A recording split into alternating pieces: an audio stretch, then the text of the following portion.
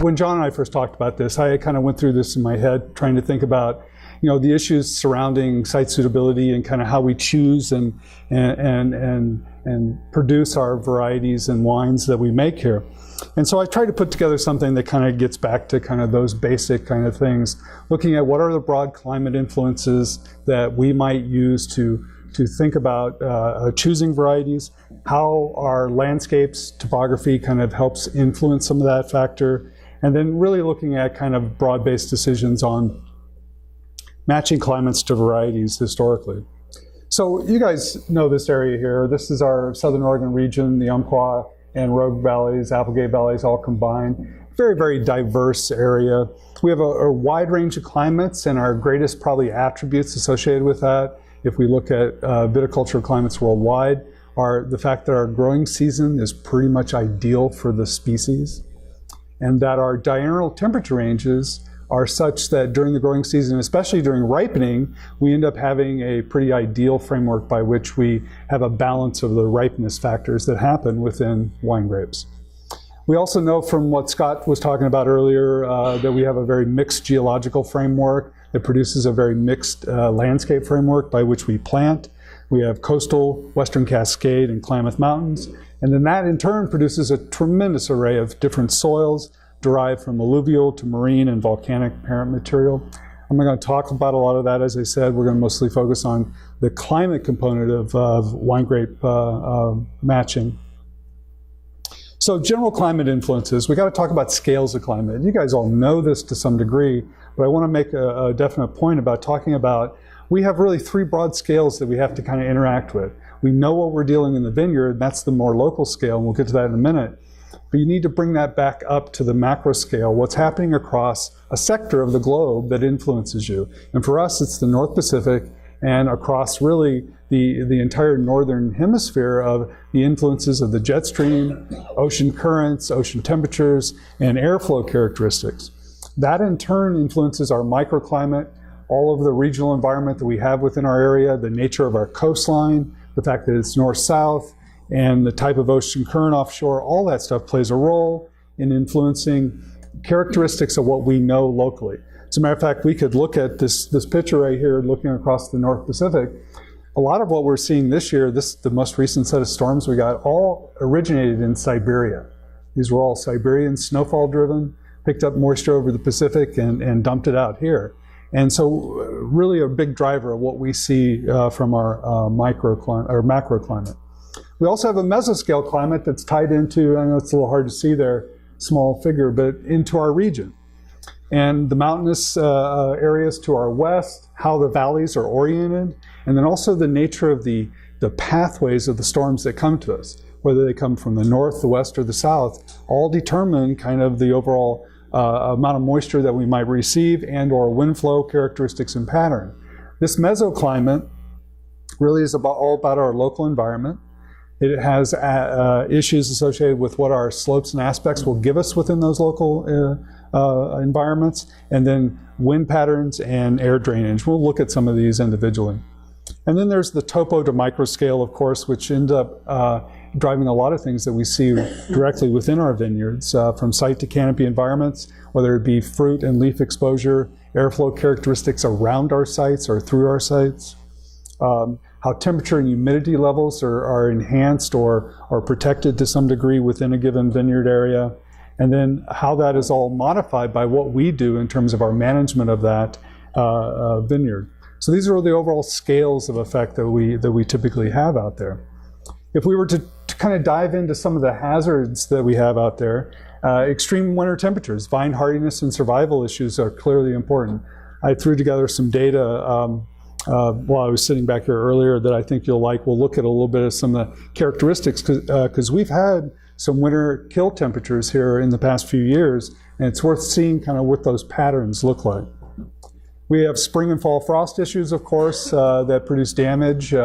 We actually have a fairly active frost and bud break and even leaf fall period that tend to put us at risk every single year. But some of those characteristics are changing. We can look at some of those patterns as well. We also have to think about our frost-free period, or the length of our growing season. I think, as I said again, our period of growth here, our season is really key to the vine being cued what to do, especially during ripening. And we'll talk about how that compares to other places here in just a little bit as well. We can talk about all aspects of temperatures, of course, whether it be averages or extremes or heat accumulation, whatever, and we'll get to some of those details, but very important features of what we have for our climatic issues here. And then, of course, ambient moisture and precipitation. A little bit of an issue associated with timing, of course, because it affects growth potential and disease pressure at different times of the year, and or disruption of bloom, fruit set, and those kind of issues. But we need to talk a little bit about what are some of these characteristics. I'm going to try to walk through each one of these just in a little detail, some of them more than others. The first one is to go to vine hardiness. Did anybody have damage from the 2014 winter? Okay, we have a few people saying yes. So I want to put that in perspective, but first, if you went to the literature and you looked at this for vine hardiness, this is basically the numbers that are out there. And I've tried to take this directly from what the literature would say, that if you have an extreme low temperature higher than a given value on the left-hand side, the type of injury hazard that you might experience and the hardiness type of the vines would be in the center column, and the suitable varieties. And on the suitable varieties, I put down almost any, because it really does get affected by the status of the vines themselves, how well they've hardened off and how susceptible they are to that freeze when it occurs. But does anybody have any idea what the low temperature ever recorded at the Medford station is? Anybody? It's -10. Okay, -10. So you can see where we fit there, but the bigger issue here, I think, is kind of important. We can look at a diagram, and this is just nothing more than the absolute minimum temperatures that occurred in December, January, February every winter since 1911, including this past winter. And if you look at this, a couple of different things. Now, the black line that's up there is the line of what we should expect at the Medford station in any given year, the average, 15.4 degrees Fahrenheit. We've had, this past year it didn't get quite that cold there during December, January, and February, but that's typically the average we would see. Now, if you go to those other numbers on the right-hand side, I know it's hard to see, I didn't expect this to be a small screen. The 17 times is the number of times we've dropped below 10 since 1911. The 9 times are the number of times we've dropped below 5 degrees. And the 4 times is the number of times we've dropped below 0. And you can see that really hasn't happened that frequently of late. However, there's something else to note about this. The variation between regional locations, like valley extensions in the Illinois Valley, Evans Creek Valley, Sam's Valley, all of those areas, the temperatures that we experience in some of those valley extensions are much different today than what they used to be relative to the Medford station. So what I'm getting at is we've had an urban kind of effect of the Medford station. So for example, if you look at that low temperature of 2 degrees in 2014, there's somebody in here, I know I measured the temperature at your site got down to -7. Okay, so we did get much colder in some of these outerlying areas. The data that I've looked at going back in the past would tell us that whatever we experienced at Medford was pretty close to what we used to experience everywhere else. It's just that Medford's changed a little bit. So it doesn't quite measure the extremes as well as it could. Same thing with high temperatures during the summer as well. Length of the growing season, again, this is what the literature says, that if you look between the frost-free period, anything less than 140 days is typically registered as not suitable. However, we have some vineyards in our areas that are right at that and even a little bit lower. So we kind of need to think about that, what that might mean, and that tells you something that some climates are a little different than others. But if you look at this, we tend to see kind of marginal early season varieties being 140 to 160, what was considered to be mainstream satisfactory being 160 to 180, and of course, almost all varieties can be grown in places that have growing season lengths of 200 days or more. So this is a map, and I showed this, I think, last year when I was here as well, but this is a little bit of older data, but it kind of gets to the idea of what our freeze-free period is here in our region. And if you look at, let me find the pointer here. If you look at the legend over here, everything in the darkest of blue is everything that's less than 140. That kind of magical, what the literature would say is not suitable. And everything in the darkest of green is greater than 200. The areas that have the longest growing season here are, of course, up in this region near Elkton and toward the coast because of lower elevations and proximity to the ocean. Of course, the shortest seasons are in higher elevations. But we have a lot of places that are somewhat in between there. And if you look at the numbers, these are the numbers just from the vineyards planted in the region. And if you look here, we have, the Umpqua has a little bit longer average day across all the vineyards that are planted there, while we in the Rogue have a little bit shorter period. But if you look at this, we have some places that are planted today to places that would be considered to be at the margin for the growing season length, less than 140 days. While some other places have a very long 240-day season. So quite a bit of difference. If we take that and also go into looking at our vine growth cycle here within our region, this is some data that I have from about 10 to 15 years. It varies a little bit from many different sites across Southern Oregon, many different varieties, looking at what our cycle is.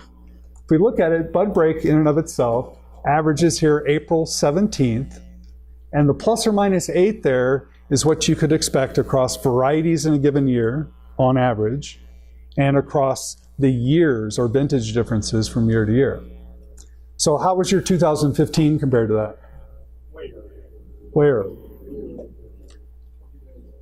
At least something like that, at least 20. So June 15th would be our average flowering. And again, plus or minus 6 days, so we got about a 12-day window in vintages and varieties.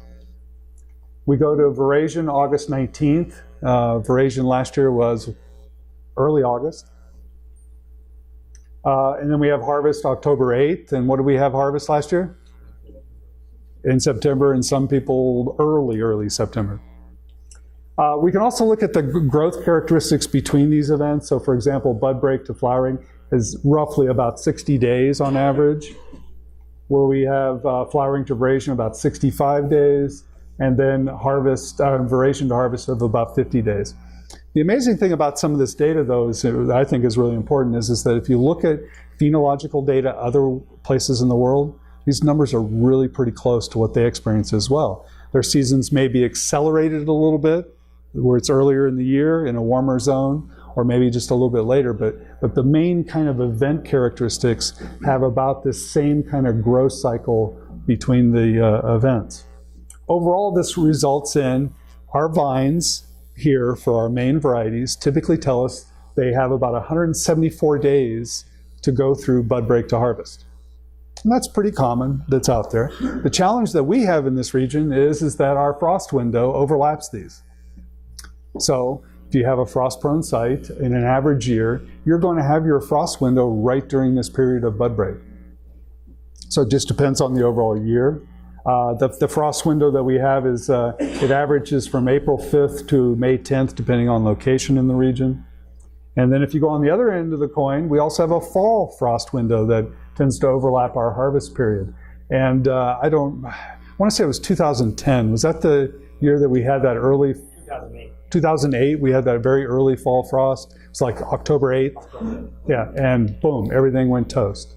And then you had to get the fruit off real quick before everything crumbled down into the fruit.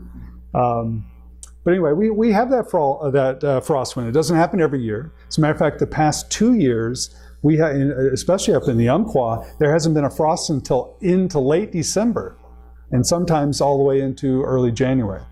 So it just depends on the year again. So also want to talk a little bit about growing climate types. I know Scott talked about this a little bit. Glenn mentioned it just a little bit. This is just a table that kind of puts it in perspective to how we tend to classify places of being different types of climates.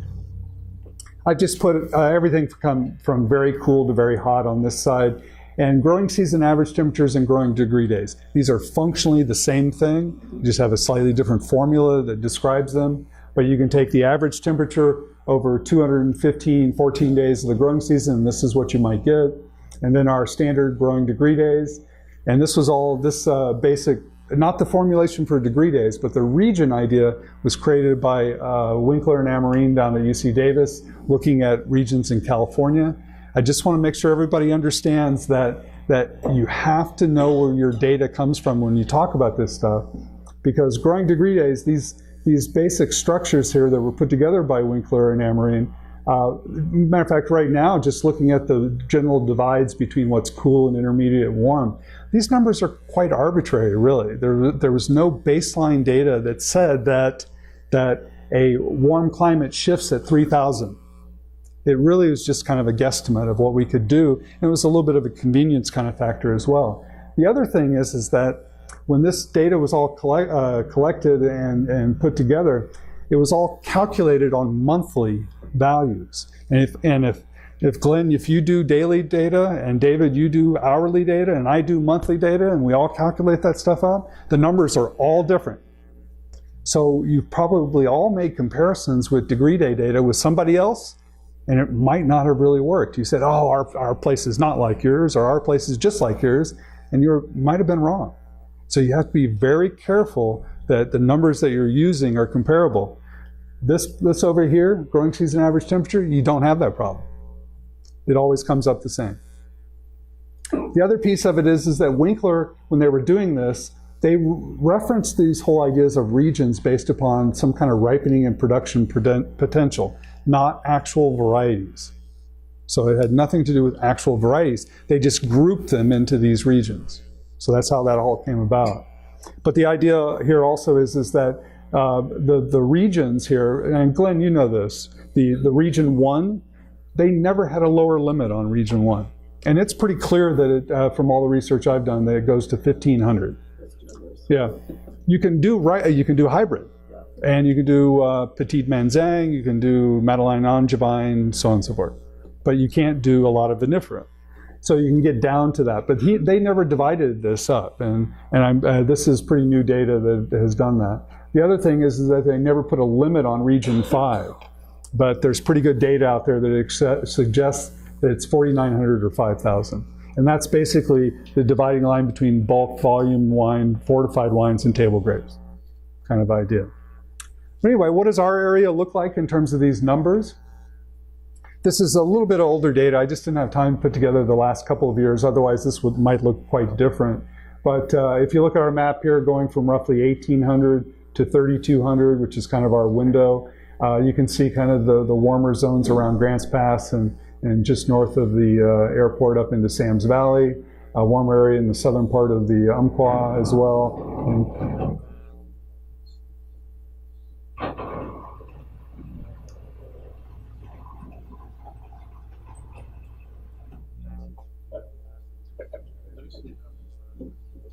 Okay.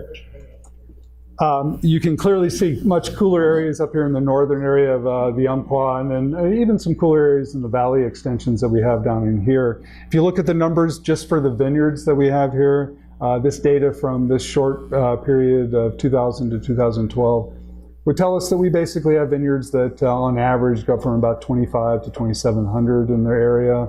However, you can look at the coolest side, maybe 2,200 to about 3,200 on the maximum side. So if you look at some of this kind of classification in degree days, we would basically fall into our region 2B, or 1B, 2, and 3.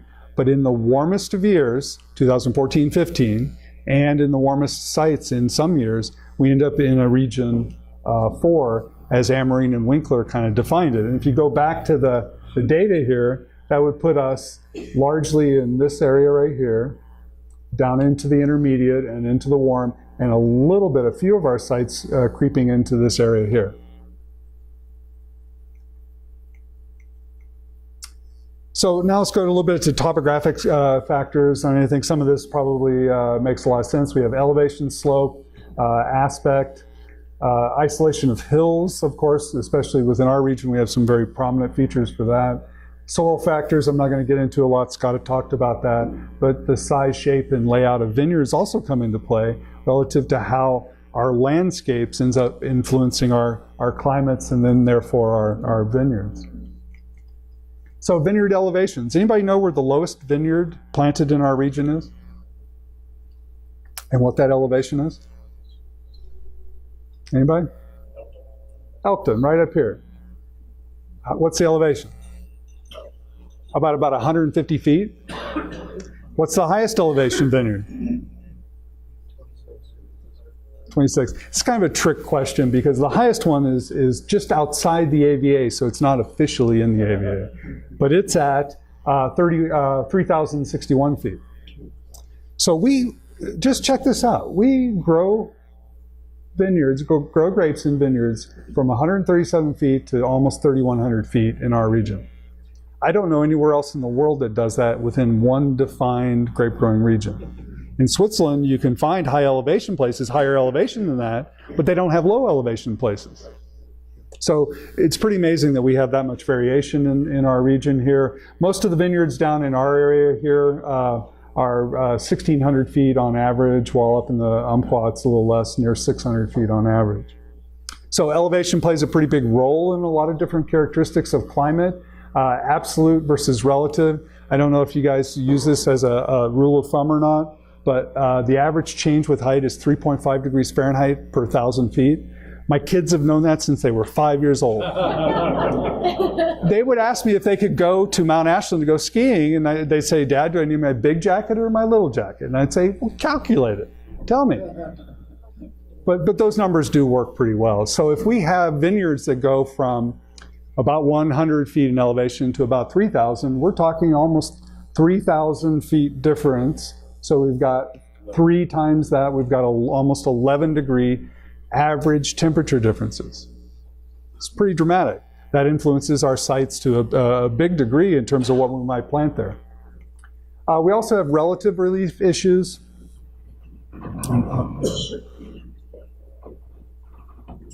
Okay. Very important for understanding how cold air sources come about. If you have an isolated hill around you, you don't have a cold air source. So in drainage time periods, you're not going to have quite as much hit. Carpenter Hill, it's kind of a good example. However, if you have a cold air source up behind you, that kind of framework really can tell you where that cold air is coming from, how it could impact your location. So very important for cold air drainage and air sources. Thermal zones. And you guys know this because we live in this valley. You probably pay attention to it in some different kind of ways. In confined valleys, and I call the Rogue Valley a confined valley, it's just more of a bowl, versus the Applegate or maybe the Illinois. These valleys all produce thermal zones. And the narrower the valley, the deeper the thermal zone, because it's the pooling potential of the warm air, or the cold air in the bottom and the warm air that can build above it in a given inversion. We typically have at least in the Bear Creek Valley, you can watch it by looking at the top of the fog line. When the top of the fog line forms in the wintertime, you can probably see that it's pretty consistent. And it typically is somewhere around 1,600 to 1,700 feet. So if you're above that, like for example, Carpenter Hill Vineyard, being above that is often 2 to 3 weeks early in growth than a vineyard just below it, only less than a quarter mile away. So completely changing the timing of the plant growth and characteristics of what could grow there. Anybody know where this, it's a little small, a little fuzzy. Anybody know where that location is? Should be at least one person in there. Yeah, it's Wooldridge Creek. This is Wooldridge Creek over here. I just happen to have some good aerial pictures from some stuff I did over there.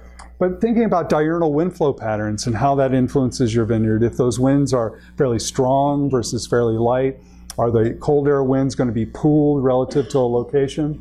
What happens is we typically have daytime upslope winds, and they can cool a vineyard down. A really warm vineyard with good daytime winds that are blowing upslope can actually be cooled by a degree and a half. A nighttime vineyard, conversely, with nighttime winds coming down, can drop down pretty quickly if that air pools. So you have to think about what that pooling structure might be. And so if you look at this is the airflow patterns that you get in a typical warm summer day there. It's all driving upslope.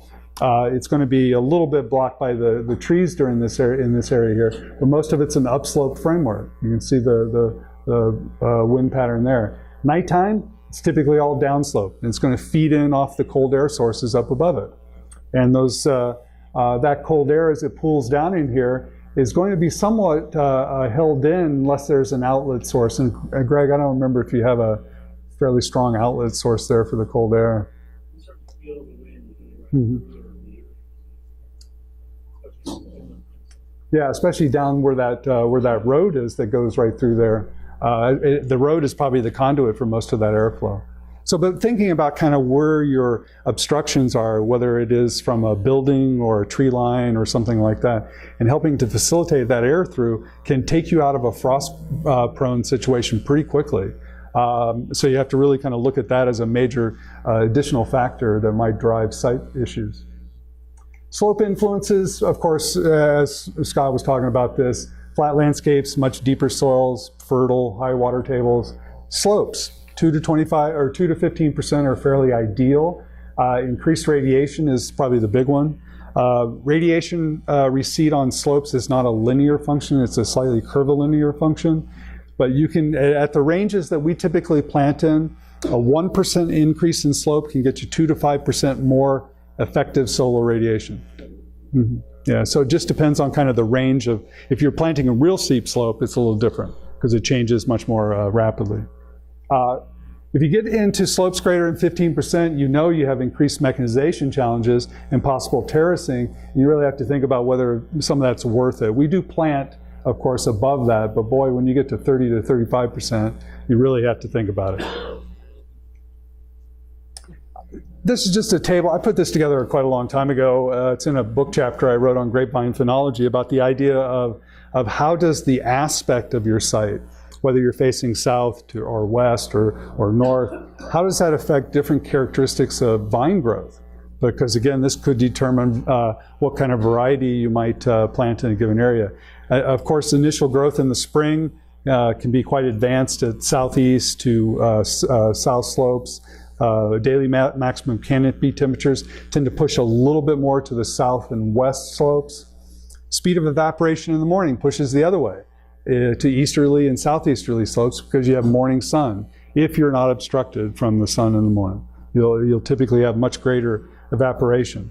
Radiant heating of fruit in the summer, depending on what your leaf removal regime is, could be much higher in southerly or southwesterly facing slope. So let's talk a little bit about kind of climate variety matches. Variety choices depend on a lot of different things, The first one is you have to really think about what that regional climate gives you, things we've been talking about. The growing season that fits the variety, what the heat accumulation profile is. Some varieties do much better in warm days and cool nights, and others do much better in warm nights and cooler days. So it just depends. That diurnal temperature range through ripening, of course. The site climate environment, what happens on a given site? Does your site cause you to have less or more risk associated with weather extremes? Does it give you more heat accumulation or maybe retard it just a little bit? You have to think about that. That could shift a variety mix.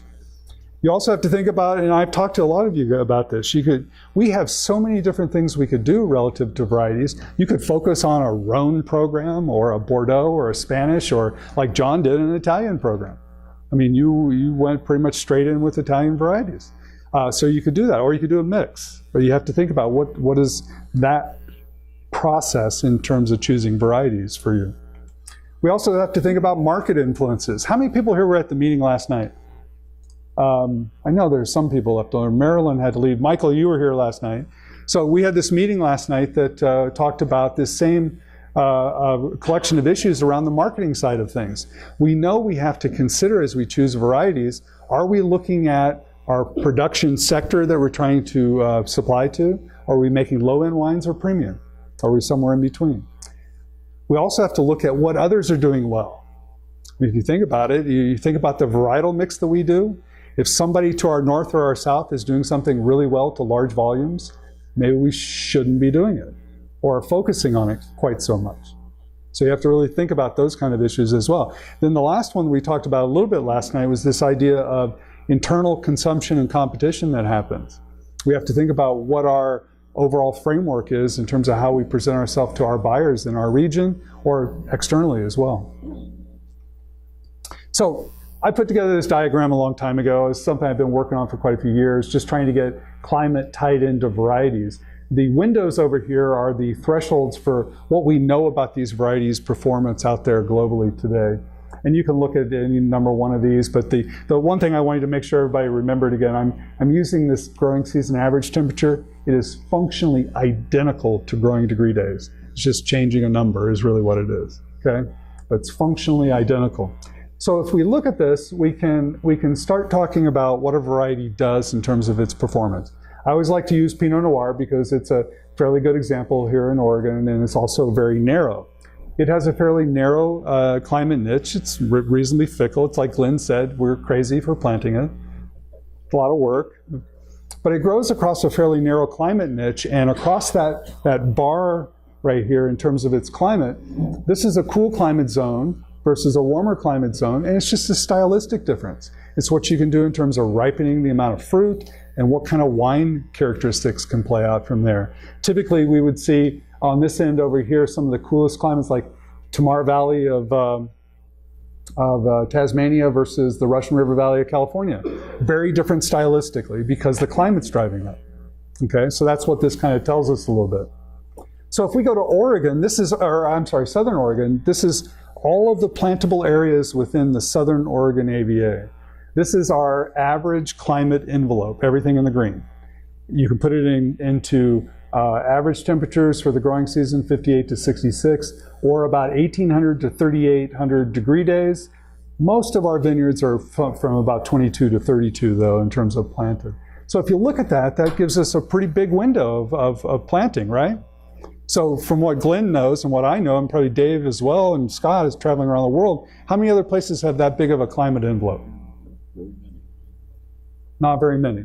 Probably we may be at the most extreme in terms of the overall number of what we can do based upon how wide our climate structure is. So let's take this and compare it to a few different places and kind of put it a little bit in perspective. How does this compare with a place like Burgundy? That little bar right there is Burgundy's climate envelope. What's the difference between their region versus our region? Relatively far north, doesn't have a lot of elevation difference, right? Okay. Smaller diurnal temperature shifts, more hail during the summer, a lot more moisture during the summer. They have to spray 3, 4, 5 times more than we do during the summer because they have higher humidity levels. It's a different climate, but we have, temperature-wise, at least a zone that mimics it fairly well. Okay? How about another location? The Willamette Valley. Very similar to Burgundy, right? But what is it? Still narrow. We still cover what the Willamette Valley does. Most of our cool climate regions are very similar to the Willamette Valley. What's the difference between the Willamette Valley and here? A little bit of elevation, rain during harvest, and length of growing season. Ours is roughly about 7 months. Theirs is roughly 5.5, maybe 6. Okay, so a little bit difference there in terms of that, but we still overlap them. How about go to another place, Bordeaux? On the other end of the spectrum, warm, okay? But the difference there is that Bordeaux rarely gets above 95 degrees Fahrenheit. Rarely. Okay, so what happens there is that they have a much more nighttime humidity, therefore the nighttime temperatures don't get as low. So they have growth or respiration processes that happen at night versus we cool down and it pretty much shuts off. It's a pretty good thing for our vines, I think. The other thing is Bordeaux gets about 65% of its rainfall during the growing season. And that's why they say their terroir is better than ours, because they don't have to irrigate and we do. Or at least that's what you hear. Right, Scott? How about the next one, Napa Valley? It's a little faded out on the far side, but it extends past our boundary. And that's to be expected. It's a warmer climate. The other big key here with Napa is their growing season is much longer. They often don't have the same kind of temperature cue at night during ripening that we have, that tells our vines to start doing those magical things, where they're having to wait for hang time for all that to happen. Okay? Or play with canopy, fruit dropping, all those other things we've been talking about. Yeah, further south, day length issues definitely come into play. So I'm going to come back to this, but let me just kind of give a little background on this real quick. We actually don't know this right here exactly. This is the best I can do. This comes from a survey I did in 2010. It needs to be updated. John, we need to somehow facilitate this because we just don't have a full collection of data for our region. But I thought I would put this in here because I think it's about as good as it gets, and I think it's probably not going to change much from the new data. But the idea is that here are kind of the main, what it was about 12 or 13 different varieties. Pinot Noir is the largest planted in our region, and that comes from acreage up in Elkton, the Illinois Valley, and a little bit scattered throughout the region overall. You can see the scattering of all these other different varieties in terms of percentage numbers, but look at all others over here. These are what I could find that had somewhere between 2 and 75 acres planted back in 2010. Everything else, there's at least 30 more that had less than 2 acres planted. So you can see this list that we have, and you can see what everybody's doing. How many, John, how many do you have on that list? You don't even have one of the ones that I have. Yeah, because he has the only 0.27 of an acre, something like that. But anyway, you can see that we have a lot of different things here that we are doing or potentially could do. Whether or not they're the best, or it's really our interest in what has gone into it. So this is my opinion based upon kind of what I've seen over the years, what I've seen other places in the world. I'm saying what I think for our climate range is what fits in there. And we can talk about this or argue about it or throw some other things in there as well. But I'm going to leave it into growing degree days. We could do average temperatures as well. But in our cooler zones, I think this is pretty clear. We could go to this bundle right here pretty easily and say we could do those. We could arguably do more of this than we're doing right now, but again, might be a market-related issue. We could also go to intermediate climates, and I think these are all kind of no-brainers overall. We could also push a variety like Pinot Noir down into this climate zone. We'd have to kind of manage it a little different, but we could do that clearly. You could do the same thing with that, totally. We could also go into our warmer zones, and we have some potential to do some interesting things there, but things here might move up there, things here might move down, depending on how you want to manage it and what your wine style characteristics are. And I don't know if you noticed back on that list that I had, let me go back over here real quick. Notice on this list over here, I think there's only one Portuguese variety over there. After spending a year in Portugal, I think we have a whole series of Portuguese varieties that could do very well here, very well. Tinta Cal, Tinta Amarilla, Tinta Barroca, all of those could do very well here. And we just don't have them planted. We just haven't tried them. John, that was for you, Barbera. But anyway, these are the things I think fit our basic structure, or that seasonal kind of framework, diurnal temperature range differences, and the overall heat accumulation characteristics that we have. Clint? Why don't we see Cabernet Sauvignon up there? No, too much diurnal swing. I think it really is that. I think it's we're outside the window of what Napa does with that, and we're definitely nowhere near what Bordeaux does. Because Bordeaux has warm nighttime temperatures, and we just get too low. Napa has a longer growing season, can manage both green flavors and tannins and everything differently, very differently. We could easily do that, I'm sure. This one right here is a little bit on the sketchy side, but I think our warmer sites can do Grenache pretty well. And if you plan for it correctly, I think we can do both rosé and red style off of that. So that's why you showed that south, deep south. Yeah. Mm-hmm. Yeah, exactly. Matter of fact, I don't know if you guys know this right now or not, but there are at least 3 vineyards growing Grenache in this region that are already all budded out. They've got shoots. Yeah, could be a problem. It does great. Yeah, it probably could go into here, definitely. Yeah, definitely. So anyway, this is kind of my thoughts. I'm sure we could adjust this over time. But are there some ideal varieties? Is there a top 3?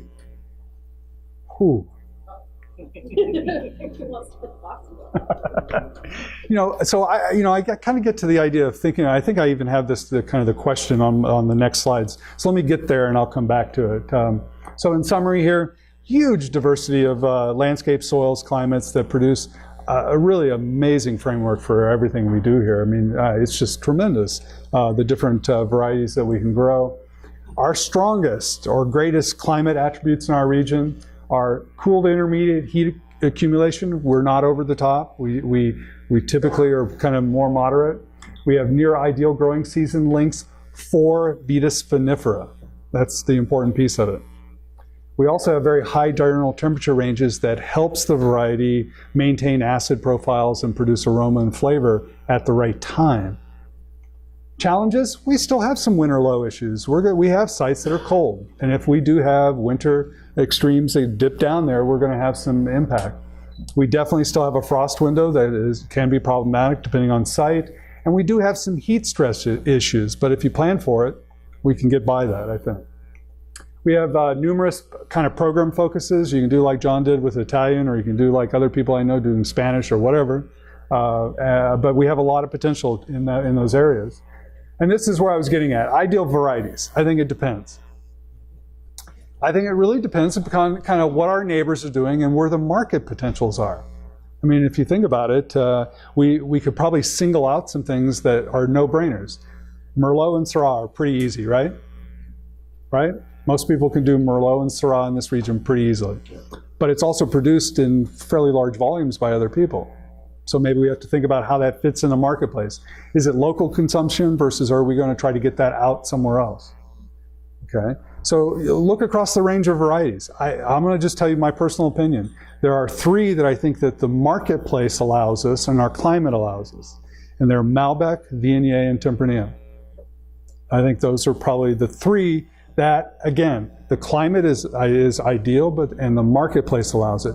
There are probably as many as 6 others that can fit around those pretty easily. And I'll let you decide what they are. So, and that kind of gets to this point, balancing climate landscape suitability with market issues, both kind of internally and externally. Those are the things we have to really deal with, definitely. Thank you very much.